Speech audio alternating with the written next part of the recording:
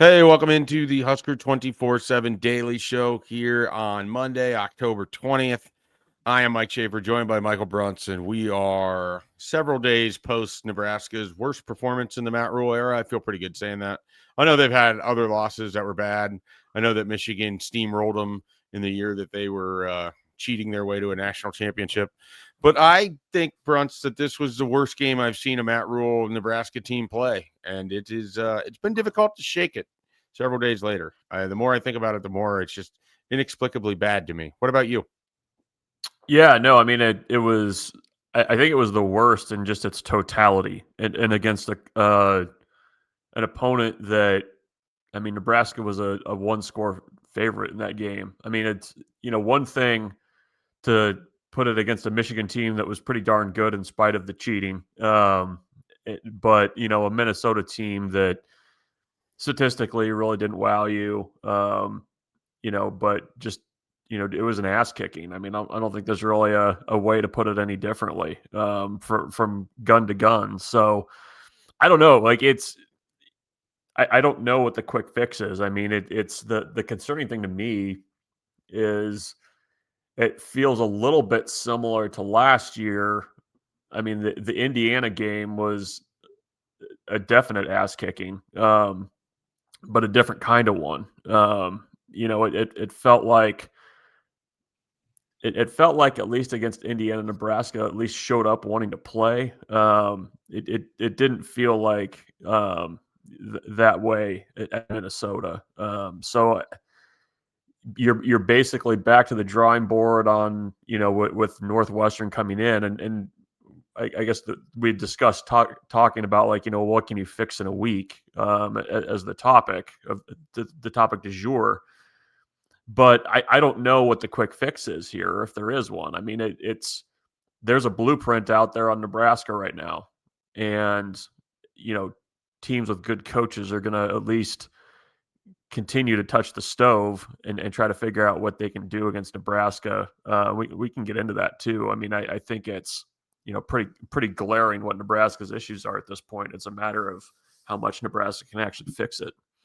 Glaring is that I completely have repressed and forgot about that Indiana game from last year when talking Yeah. about worst performances. Yeah, that one wasn't great either. At least that was a college football playoff team. I suppose. Interestingly enough, they were Either wearing way the to all look at it. whites in that one too. People But are not going to let that one go. no, but it's the flip side of that too, though, is Nebraska played arguably its best game last year. The week after that too. Like, so we'll see what happens. But let's get into this year's team.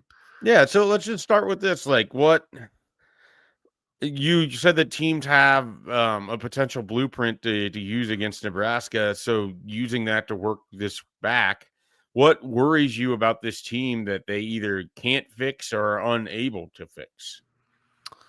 Well, I think the big one is the pass protection, and Michigan certainly exposed something. Michigan State, who I think, who who would you say was the worst pass rush coming into the game? Michigan State or Minnesota? Minnesota Because hadn't gotten a sack in their previous couple games, right? yeah, So yeah, I would say Minnesota, okay, and I both of those teams got to the quarterback with relative ease, and it's like 15 times yeah. for sacks and probably 30 times in pressures and knockdowns. So if you're Nebraska this week, personnel is probably not going to change much at this point.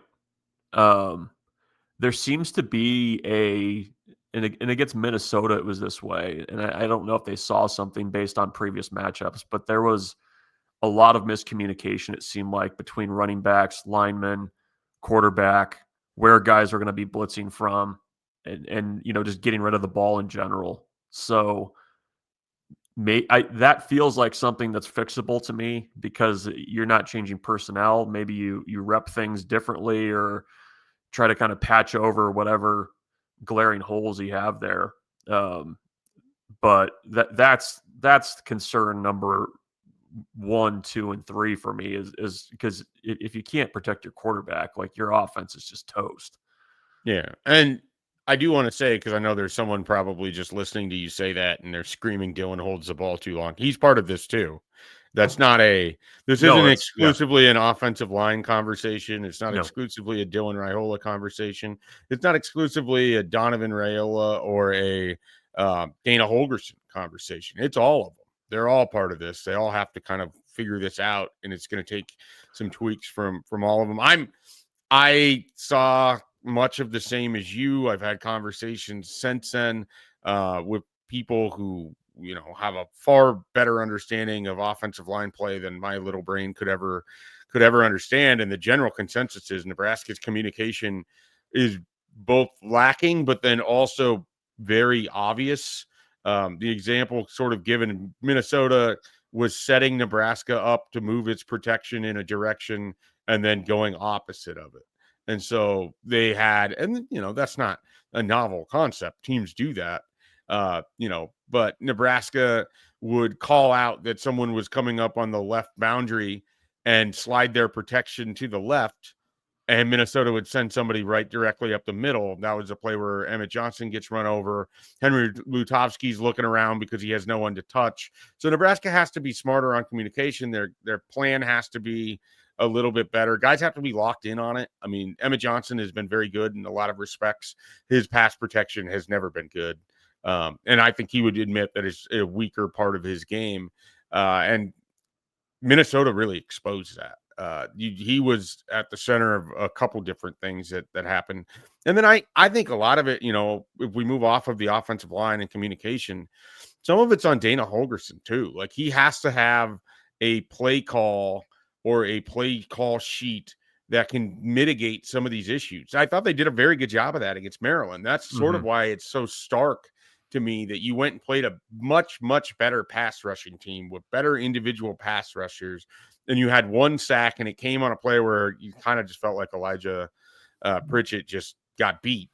And you turn around and you play Minnesota and you look like you never blocked a passer before. So I think some of that is they weren't getting the run game involved. They weren't getting Minnesota counteracted with enough quick hitting plays to go against some of the upfield rush. Minnesota was absolutely doing what they wanted in terms of delay blitzing and setting up Dylan Raiola for some of these hits and sacks. So yeah, I think a lot of it has to come from there. I mean, I think Dana Holgorsen is kind of a key central figure in all of this, as he should be. But then you need Dylan Raiola to enact it. That's what I mean. It's going to take every person of that grouping for this to get better, and to get better in a hurry, because Northwestern brings a better defense than Minnesota has, certainly to the table here on Saturday. So it doesn't get easier for Nebraska. They're going to have to figure this out. USC has pass rushers. UCLA has guys that can get after you. Penn State does. So does Iowa. Iowa's probably the worst pass rushing team that's left on your schedule, as weird as that is to say. Yeah, well, and I mean that's a big glaring one. I mean, going over to the defensive side of the ball, I mean, Minnesota had struggled to run the ball coming into that game. Maryland, which didn't even show a passing interest in running the ball most of the season, shows up and moves the ball pretty consistently on the ground against Nebraska.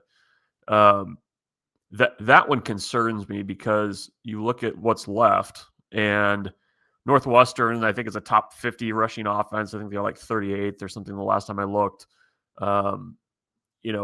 Penn State still has guys that if they want to, they can show up and run the ball. Iowa is going to basically probably print the approach that Minnesota took and do that play for play almost. I mean, that was Iowa's playbook to a T on offense. And I mean, USC's got skill players everywhere, like talented skill players everywhere, and they're going to try to run the ball, and they'll be able to do it with success. So if you're Nebraska, you got to tackle better. You got to get guys off blocks. I mean, I always joke about the bumping and grinding and the middle school dance. I mean, it was more of the latter there against Minnesota, where guys weren't just winning enough up front, and it was a Minnesota offensive line going into it that people were saying, like, oh, the Minnesota people were saying that this was an awful Minnesota offensive line, and you wouldn't have known that based on how things went on Friday. Yeah, I can't really add anything more to what you said there. The tackling was poor, the run fits was poor. I wouldn't say the effort was poor, but it didn't feel like there was a lot behind it. Like we've seen what Nebraska's defense looks like when they're kind of locked in, and that Michigan State game is a great example of it. And it didn't look like that at any point against Minnesota. And they had a couple moments where they were able to turn them back, but that third quarter drive, Bruntz, it just felt like as that was happening, that was the game. It just kind of felt like Minnesota could do that whenever they wanted. I think they knew they could do that whenever they wanted, and Nebraska was just incapable of stopping it. They get a couple attempts, and they're unable to get off the field with the holding call against Donovan Jones and everything else. Just a tough, rough game for Nebraska's defense. Which side of the ball do you have more confidence can kind of figure something out right now? I mean, I think you're going to see better performances from the defense because I think they've shown it. I mean, I think when they play with their hair on fire, they miss Vincent Shavers a lot though in that game. I mean, I'm curious to see what his health situation is going to be like going forward because he's a real key piece of that. But I don't know. I mean, offensively, it feels like there's just a lot that you have to fix. That's all kind of bleeding into this. It's like you got a leak in your house and you're trying to find where it is and you're making holes in the wall and everything else. But I to your point earlier, I think it's got to, like, Dana's got to help them a little bit with some of the play calling, and whether that's running the ball more, whether it's the quicker stuff, more creativity to different looks, things like that. I feel like that's the fastest way to maybe get that fixed. But I have a little bit more confidence in the defense showing up and playing a good game on Saturday against Northwestern than maybe I do with the offense suddenly finding something and clicking. Probably doesn't hurt that Northwestern's offense is the lesser of the two units over there as well. Well, we've seen some bad offenses the last few games too. So it hasn't seemed to matter against Nebraska's defense either. So yeah, fair point, Bruntz. I'll give you that one. All right. We appreciate everyone checking out what we are discussing here at Husker247 Daily. We invite you to Husker247.com. Plenty of coverage on all things Nebraska athletics. Basketball season starting to get underway here a little bit. Nebraska with a nice exhibition win against BYU. BC has some coverage on that. BC and Bruntz all over the football beat as well. We got some recruiting stuff. Nebraska having an official visitor this weekend. So Husker247. Husker247.com. These are the places you want to get to check out what is going on this week in Nebraska athletics. We'll be back with some more podcast content throughout the week. Husker247 Daily tomorrow. Hypecast later this week. Good friend Todd Peterson joining us for this.